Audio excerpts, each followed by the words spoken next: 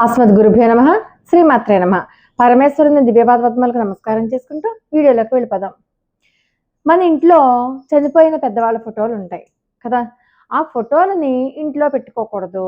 పెట్టుకుంటే negative energy వచ్చేస్తుంది. వాళ్ళు ఇంట్లో ఉండటం వల్ల, ఆ ఫోటోలు ఇంట్లో ఉండడం వల్ల, వాటిని పూజించడం వల్ల మనకి ఏదో అరిష్టం జరిగిపోతుంది. ఇలాంటి ప్రచారాలన్నీ జరుగుతున్నాయి కదా. అందుచేత దేవుడి గదిలో పెట్టుకోకూడదని. మరి ఈ మధ్య మా రిలేటివ్స్లో ఒక వాళ్ళకి భర్త అనుకోని పరిస్థితులలో ఇదయ్యారు, వైకుంఠానికి వెళ్ళిపోయారు. అంటే ఆచార్య తిరువడిగళ్ళు వెళ్ళిపోయారు. వెళ్ళిపోతే మరి ఆవిడ ఆయన భర్తని దైవ సమానంగా పూజిస్తున్నారు.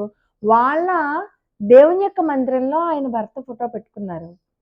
ఆవిడ ఇప్పుడు నేను వద్దు అలా పెట్టుకోకూడదు తీసేయండి అంటే ఆవిడ మనోభావాలు దెబ్బతినవా? ఆవిడ బాధపడరా? అది కాక అది పక్కన పెట్టండి.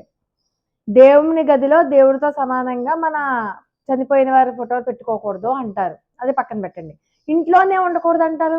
మరి సంవత్సరానికి ఒకసారి పెద్దవాళ్ళకి బట్టలు పెట్టే పేరుతోనో, లేకపోతే తద్దినాలు పెట్టే పేరుతోనో, వాళ్ళ తిథి వార నక్షత్రాలు అవి చూసుకుని ఆ తిథి వచ్చినప్పుడు ఆ పెద్దవాళ్ళ చిత్రపటాలు ఎదురుగుండగా పెట్టుకుని వాటికి ధూపదీపాలు పూజలు అవి చేసి వాళ్ళని ఆవాహన చేసి మరీ వాళ్ళకి తద్దినం పెడతామే.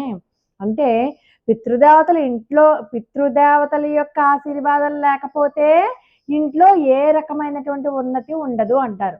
పితృదేవతల శాపాలు తగలకూడదు అంటారు.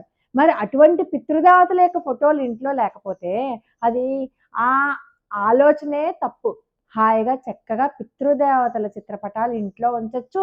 మా ఇంట్లో అంటూ ఉంటారు, ఎవరికి పువ్వు పెట్టినా పెట్టకపోయినా పితృదేవతల ఫోటోకి మాత్రం పువ్వు పెట్టండి అంటారు. అంటే ఏంటి, అంత ఇంపార్టెన్స్ ఇచ్చారనమాట పెద్దవాళ్ళు. అంటే పితృదేవతలకు చక్కగా రోజు ఒక పువ్వు పెట్టుకోవచ్చు, మాలలు వేసుకోవచ్చు, అగరత్తు పెట్టచ్చు, వాళ్ళని కూడా నమస్కారం చేసుకోవచ్చు. వాళ్ళు నడిచిన దారిలో వాళ్ళు చూపించిన మంచి విషయాలు వాళ్ళని చూడంగానే మా తాతగారు ఎలా అన్నారు, మా నాయనమ్మ గారు ఎలా అన్నారు, మా అమ్మమ్మ గారు ఎలాగా, ఆయన ఎంత గొప్పవాళ్ళో వీళ్ళంత గొప్పవాళ్ళో అంటే వాళ్ళ యొక్క మంచి పనులు మన మానసిక ప్రభావం మీద పడితే మనం కూడా అటువంటి మంచి పనులు చేయడానికి ప్రయత్నం చేస్తాం కదా.